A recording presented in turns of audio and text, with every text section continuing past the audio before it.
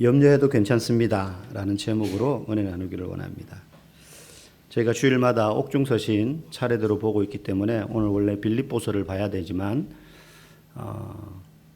중간중간에 또 특식도 한 번씩 먹어야 되니까 다른 본문 한 번씩 설교하도록 하겠습니다.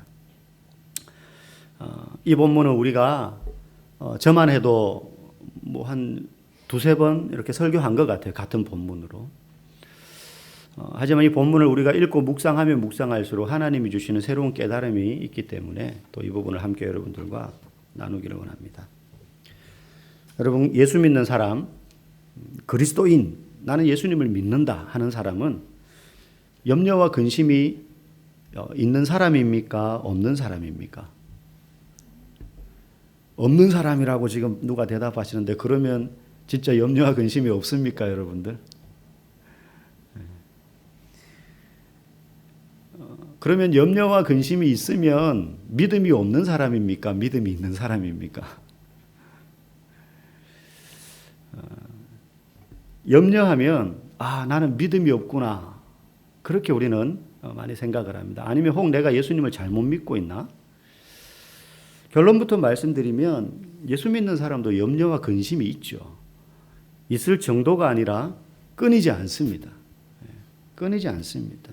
그래서 이 말씀을 읽으면서 나는 염려가 있으니까 나는 제대로 못 믿고 있구나 하면서 죄책감을 가진다든가 한다면 사실은 목사도 끊임없이 죄책감을 가져야 되는 거죠. 목사도 염려가 있거든요. 누구나 다 마찬가지입니다. 우리는 그래서 성경을 읽을 때 자꾸 어떤 비결을 찾으려고 해요. 노하우. 오늘 본문을 만약에 읽게 되면 오늘 본문을 읽고서는 이렇게 비결을 생각할 수 있겠죠. 염려의 문제를 해결할 수 있는 비결이 뭘까? 그래서 읽으면서 그걸 찾으려고 한다는 거죠. 먼저 그의 나라와 그의 의를 구하면 너희에게 이 모든 것을 다하여 주시리라 라고 말씀하셨으니까 내가 그렇게 살면 염려와 근심이 없는 인생을 살겠구나. 그게 염려하지 않는 인생의 비결이겠지 라는 생각으로 본문을 본다는 거죠. 먼저 그의 나라와 그의 의를 구하는 것. 만약에 그걸 생각하며 목사는 염려 근심이 없는 사람이어야 되지 않을까요? 주를 위하여 온 인생을 던져서 타지에 나가서 복음을 전하는 선교사님들은 하나도 염려와 근심이 없는 사람이어야 되지 않을까요? 먼저 그의 나라와 그의 의를 구하기 위해서 자기의 유익을 다 포기했잖아요. 그런데 선교사님들 매달 기도 제목을 보내요. 이런 문제가 있다고, 저런 어려움이 있다고, 같이 기도해 달라고. 여러분, 우리가 성경을 볼 때 만약에 그렇게 성경에서 어떤 비결을 찾고 노하우를 찾으려고 성경을 보면 착각에 빠집니다. 어떤 착각에 빠지냐? 예를 들면 요한복음 9장에 보면 실로암 소경 이야기가 나옵니다. 실로암 소경. 날 때부터 맹인이 된, 앞을 못 보는 사람이 예수님을 만나게 되는데 이 맹인의 눈을 예수님이 어떻게 눈을 뜨게 하십니까? 특이하게 기적을 베푸세요. 예수님이 땅바닥에다가 침을 탁 뱉습니다. 그리고는 그걸 이겨요. 진흙을 만듭니다. 눈에 바릅니다. 그걸. 아마 그 정도 양의 진흙을 만들려면 한두 번 뱉어서는 안 될 것 같아요. 모아서 뱉으셨거나 상상을 해보면 너무 특이한 거예요. 예수님. 어지간하면 말씀으로 고치셨잖아요. 그래가지고는 이리 오너라. 앞을 못 봤기 때문에 갔지. 만약에 귀나 다른 말 못하는 건데 그렇게 하는 모습을 봤다면 이 사람 머뭇거렸을지 몰라요. 예수님 꼭 그렇게 고쳐주셔야 됩니까? 눈에 바르고 저기 있는 실로암 모세, 연못에 가서 씻으라. 성지순례 가면 지금도 실로암 못이라고 일컬어지는 곳이 있어요. 가서 씻으라 그래요. 그래서 어떻게 됩니까? 눈이 뜨여집니다.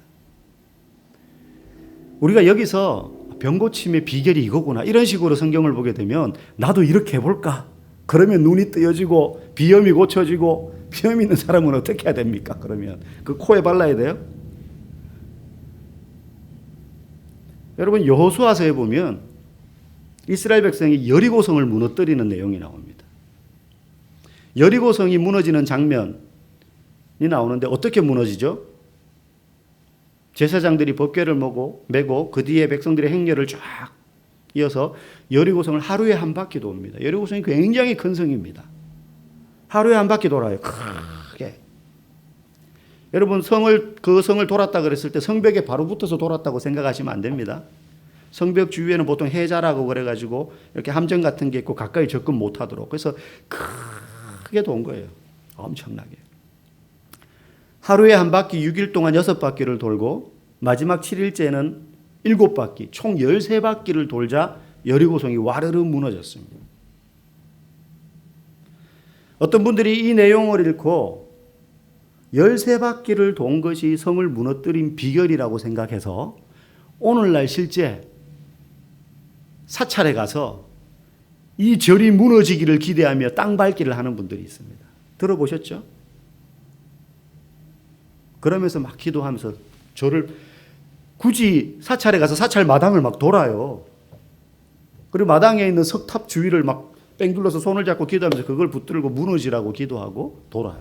땅 밟기. 성경을 굉장히 잘못 이해하고 있는 겁니다. 맹인이 눈뜬 비결이 예수님의 침이나 실로암 연못에 있다면 예수님 그 이후에 모든 맹인들을 그렇게 고치시면 돼요. 이게 비결이라면. 맹인들아 다 실로암 못으로 나와서 내 앞에서 줄을 서거라.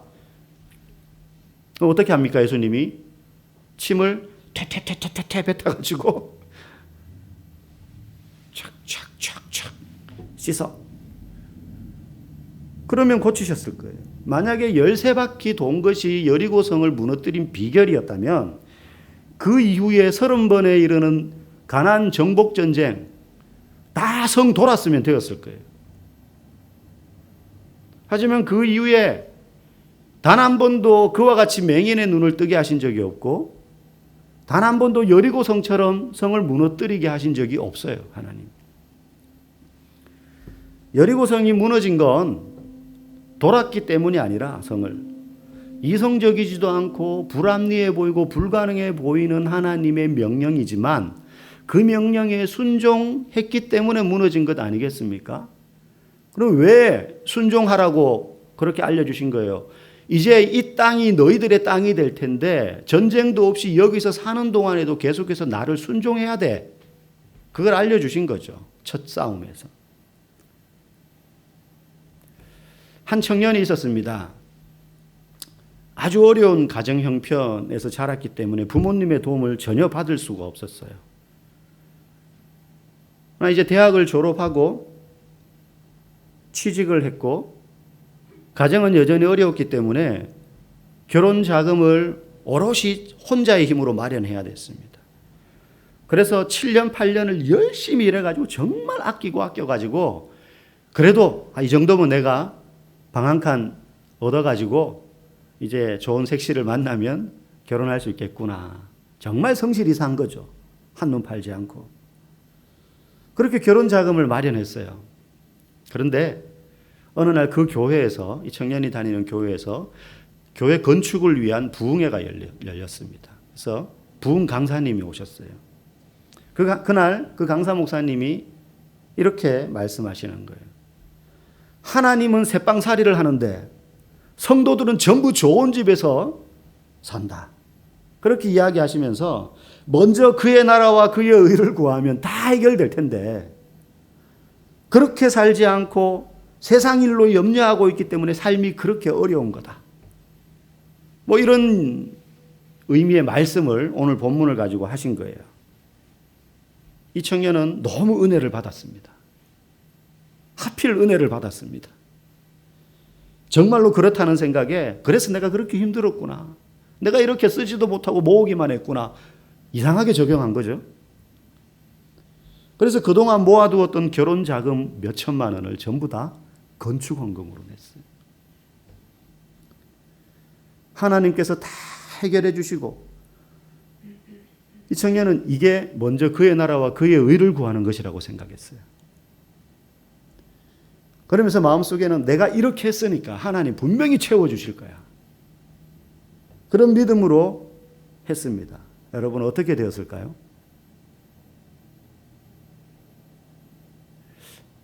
잘 됐으면 좋겠는데 뭔가 불안하죠, 지금? 보통 이런 간증의 결과가 그렇게 했더니 하나님이 복을 주셔서 갑절에 물질을 주셨고 정말로 생각지도 못했던 과분한 이쁜 아가씨를 만나가지고 행복하게 결혼해서 잘 살게 되었다. 뭐 이렇게 돼야 되지 않겠습니까? 그래야 되는데 이 청년에게 그런 일은 일어나지 않았어요.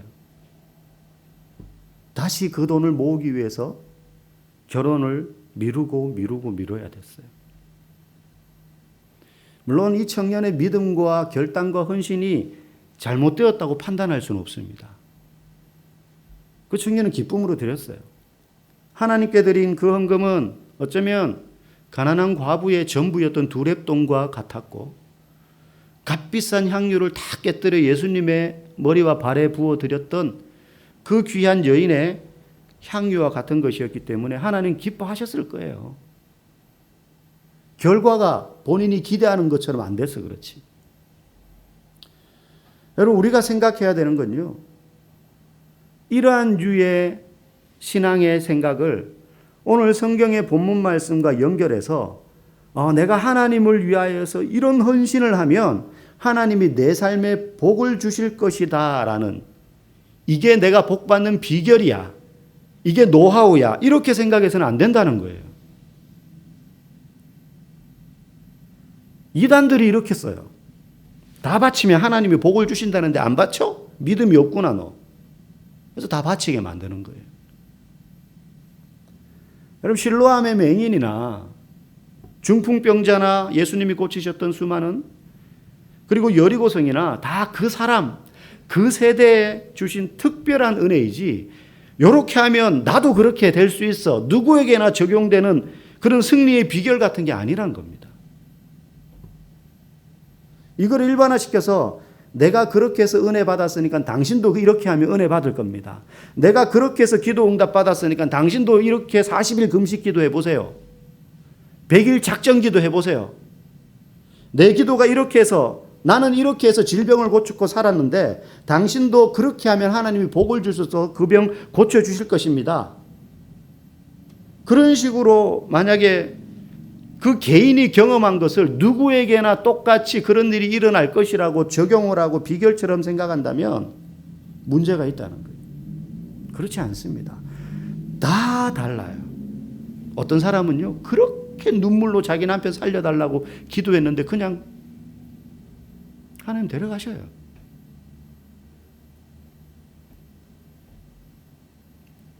오늘 우리가 본문을 통해서 생각해야 될 건요, 염려하는 건 당연하다는 거예요.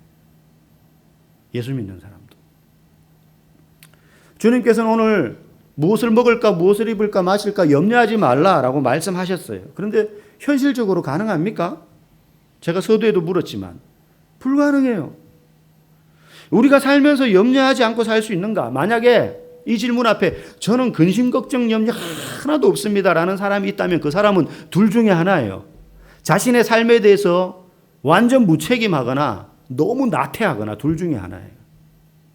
여러분, 우리 삶에 염려와 근심, 걱정이 생기는 이유가 뭡니까? 대부분 우리가 염려하게 되는 이유는 열심히 살기 때문이에요.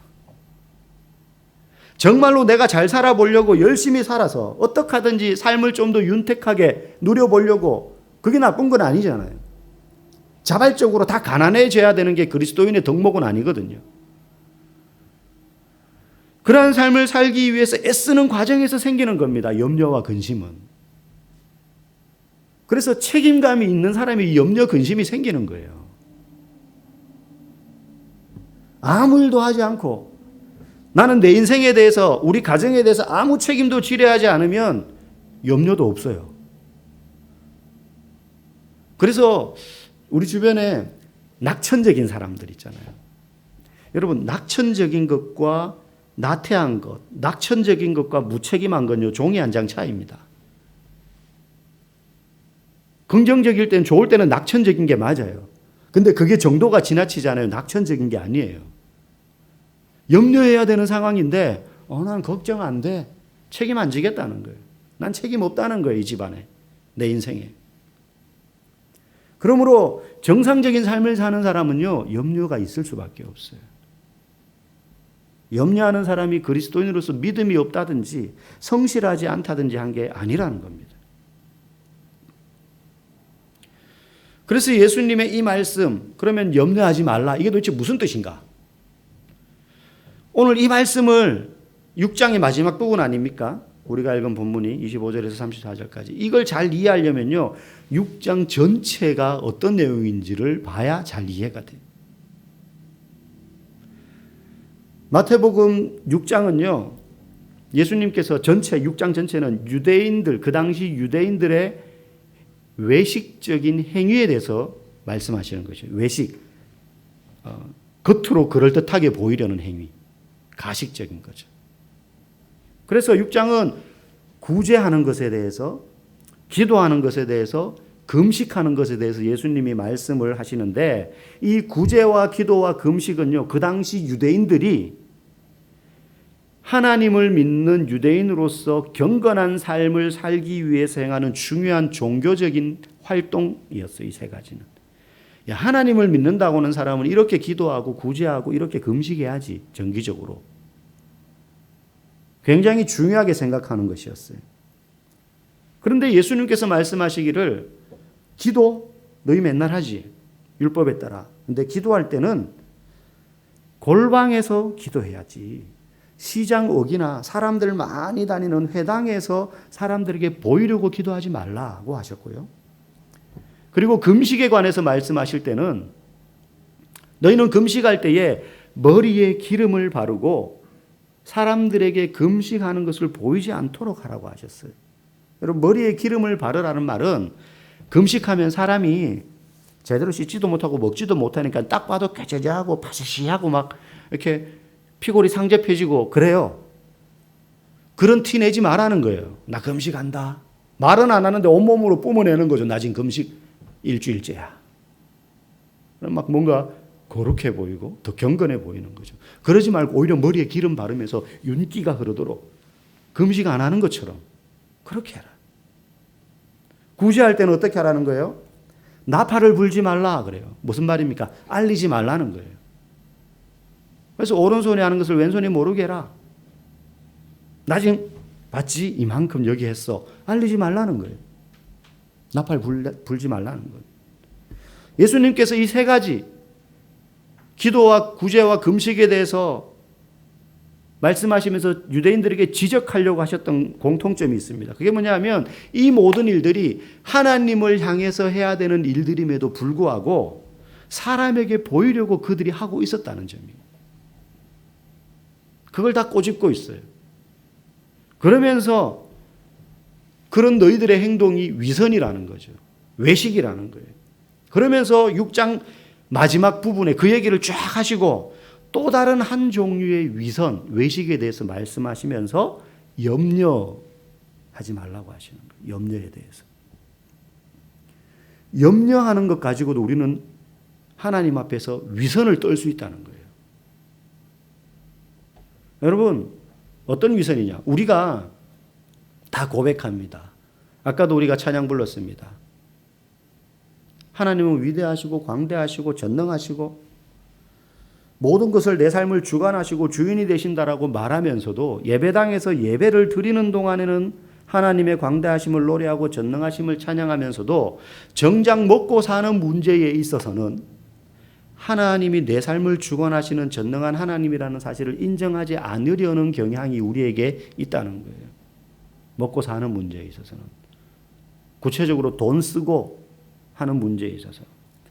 그러니까 사람들이 교회에서 찬양을 하면서는 하나님은 광대하시다, 하나님의 은혜를 높입니다. 물론 그 순간에 그 마음은 진심입니다. 정말 하나님 광대하시고 하나님 전능하시고 하나님 내 삶의 주관자가 되십니다. 정말로 감격해하며 해요. 그런데 일단 교회 문 밖에만 딱 나가면 먹고 사는 문제에 있어서는 하나님의 주권을 인정하기보다 오히려 내가 내 삶의 주인인 것처럼 그렇게 행할 때가 있다는 거예요. 내가 번 돈 내 마음대로 쓰고 싶다는데. 이건 또 다른 의미의 외식이라는 거예요. 교회 안과 교회 밖의 모습. 교회 안에서는 염려 근심 없어요. 하나님 내 삶의 주인이니까 염려 다 맡겨요. 근데 나가면 내 마음대로 살아요. 그러니까 염려 계속 되죠. 제가 고등부 학생 때 다른 교회 다니시던 장로님 한 분이 저희 교회에 새로 오셨어요. 그 교회에 오셨어요. 근데 이분이 고등부 교사로 오신 거예요. 주일학교. 고등부 교사로 새로 오신 거예요. 근데 저는 그날을 잊을 수가 없어요. 저랑 같은 중학교를 다녔던 고등부 학생들은 깜짝 놀랐어요. 당장 걱정이 다음 주부터 교회 안 나오고 싶다. 그분이 고등부 교사로 부임했는데 무슨 일이냐면 제가 다녔던 중학교 영어 선생님인 거예요. 학교에서 보통 누가 무섭습니까? 수학 선생님, 영어 선생님들. 갑자기 막 아픈 트라우마가 떠오르는 분들 계시죠? 그것도 놀라운데 그분이 당시에 학교에서 전설적으로 내려오는 별명이 있었어요. 닥터 사이코. 이미 별명에서 사이코 예사롭지 않죠. 닥터. 왜 닥터냐면 수업 시간에 의사들이 수술실에 들어갈 때 쓰는 초록색 마스크를 쓰고 들어오세요. 수업 시간에. 그때는 뭐 미세먼지 코로나도 없었는데. 수업 중에 운동장에서 체육하는 애들이 있으니까 먼지가 올라와요. 창문 열어놓고 수업할 때 많잖아요. 더우니까. 그러면 수업하시다가 분필을 탁 던지고는 물주전자 있잖아요. 교실에. 그걸 들고 가가지고는 밑에 운동하고 있는 애한테 물을 확 다 끼얹어요. 그러면서 막 쌍욕을 하면서 저리 꺼지라고. 그 우리가 볼 땐 저거 사이코 아니야? 애들을 패는데 얼마나 찰지게 패는지 몰라요. 네. 소문이 났어요. 소문. 근데 그분이 고등부 교사로 오신 거예요. 졸업했는데 나는. 저와 함께 그 중학교를 졸업했던 고등부 학생들이 1, 2, 3학년, 고등부 1, 2, 3학년 다 그 선생님한테 배웠어요. 전부 긴장을, 예배를 마치고 모여가지고 어떡하지 우리. 그런데 한 주, 두 주, 한 달, 두 달 겪어보니 교회에서는 그분이 그렇게 인자할 수가 없는 거예요. 그래서 저희가 처음에는 뭐 혼란, 저 연기하는 건가? 막 이러면서 너무 혼란스러운 거예요. 그렇게 인자하고요. 목소리가 좋으시거든요. 영어 선생님 발음도 좋고. 학교와는 너무 다른 모습인 거예요. 아직도 이름이 기억납니다. 혹시 어디에선가 살아계실지 모르기 때문에 이름은 제가 말씀을 못 드리겠는데. 여러분, 이분이 믿음이 없는 걸까요? 장로님인데. 아닙니다. 그분은 학교는 학교고 교회는 교회다. 이렇게 생각하셨을 수 있어요. 교회에서는 장로니까 당연히 인자해야죠. 단 한 번도 소리 지르는 걸 못 봤어요. 당연히 손 찍으면 못하죠. 교회에서는 그렇게 인자하죠. 제가 고등부 졸업할 때까지. 학교에서 못 받았던 칭찬을 교회에서 그분한테 얼마나 많이 받았는지 몰라요. 학교에서는 그러나 교사로서 학생들을 그렇게 지도해야 되는 것이 맞다고 생각해서 자기 나름대로는 맡겨진 임무에 교회에서는 장로로서 학교에서는 영어 선생님으로서 최선을 아마 다 하셨을 겁니다. 하지만 뭐가 잘못된 겁니까? 이원론. 교회는 따로 있고 세상은 또 따로다. 그분은 삶의 기준이 두 가지였던 거예요. 교회에서의 삶의 기준, 학교에서의 삶의 기준. 그게 잘못된 거죠. 예수님을 믿지 않는다거나 그러지 않습니다. 여러분, 예배를 드리거나 찬양하고 기도할 때는 우리가 하나님의 거룩하심을 인정하지만 인생을 살아가면서 먹고 마시는 문제에 있어서는 하나님을 인정하지 않으려고 했던 우리의 모습에 대해서 예수님이 지금 말씀하시면서 아니, 먹고 마시는 문제도 하나님의 손안에 다 있다. 단순히 이것은 먹고 마시는 문제에 대해서 염려라는 행위를 하면 안 된다고 말씀하시는 것이 아니라 네가 교회에서 하나님의 주인 되심을 인정하듯이 먹고 사는 일에 대해서도 하나님이 주인이라는 사실을 인정해라. 이거예요. 그래서 먼저 그의 나라와 그의 의를 구하라라는 말은 교회 일에 열심히 헌신하는 것, 그거 먼저 해. 집안일보다 교회 일이 먼저야라는 의미가 아닙니다. 집안은 싱크대에 설거지가 산더미처럼 쌓여 있고 빨래는 개지도 않아 가지고 먼지가 풀풀 쌓여 가지고 있는데도 교회 행사가 있으면 와서 일하는 게 먼저 그의 나라와 그의 의를 구하는 게 아니라는 거예요. 그의 나라와 그의 의를 먼저 구하라는 것은 먹고 마시는 문제도 하나님이 여전히 주인으로서 다스리신다는 것을 인정해라. 그러면 하나님이 그 문제에 대해서도 주인이 되셔서 그것을 주관하실 것이다. 그러므로 예수님은 지금 문제 앞에서 염려하고 있는 사람들을 책망하고 계신 것이 아닙니다. 가족이 아프다는데 염려가 왜 안 되겠습니까? 사랑하는 자녀들이 삶의 방향을 찾지 못해서 방황하고 있는데 왜 걱정이 안 되겠습니까? 오히려 이 염려하지 말라는 말씀은 그래서 책망이 아니라 우리에게 하시는 위로의 말씀이에요.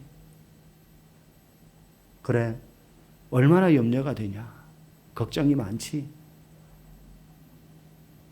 이러이런 문제, 앞으로 살아갈 일, 노후 문제, 사업 문제, 월급 문제, 자녀 문제, 질병 문제, 걱정이 얼마나 많냐? 네가 마음으로 울고 있는 그 눈물 내가 다 보고 있다. 그래도 잊지 말거라. 이건 잊지 마라. 네 삶의 실제적인 염려도 내가 다스린다. 그러니 너는 내가 그런 하나님이라는 사실을 잊지 마라. 내 삶의 염려와 걱정, 근심거리들이 끊이지 않지만 그 문제도 하나님이 다스릴 것을 믿는 것. 곧 염려의 일도 하나님의 손아귀 안에 있음을 아는 것이 그의 나라와 그의 의를 구하는 것입니다. 삶의 현장에서 지금도 버겁고 힘든 문제를 부둥켜 하는 채 각자의 삶을 치열하게 살아가는 여러분들에게 그 고민을 듣는 제가 감히 성도님, 집사님, 염려하지 마십시오. 그렇게 말할 때 여러분의 염려의 무게를 무시해서 말하는 게 절대 아니라 예수님께서 들풀보다 귀하고 공중의 새보다 귀한 하나님의 자녀된 여러분들과 지금도 함께 하셔서 그 염려의 문제조차도 다 맡기기를 원하시는 분이라는 사실을 잊지 마시라고 드리는 말씀입니다. 그러므로 사랑하는 성도 여러분, 염려해도 괜찮습니다. 염려해도 괜찮습니다. 여러분의 염려조차도 주님께서 다스리실 것을 아시고 그 결과가 무엇이든지 나의 걱정과 염려조차도 주님께 맡기고 주님의 나라와 의를 구하며 사시기를 주님의 이름으로 간절히 축복합니다.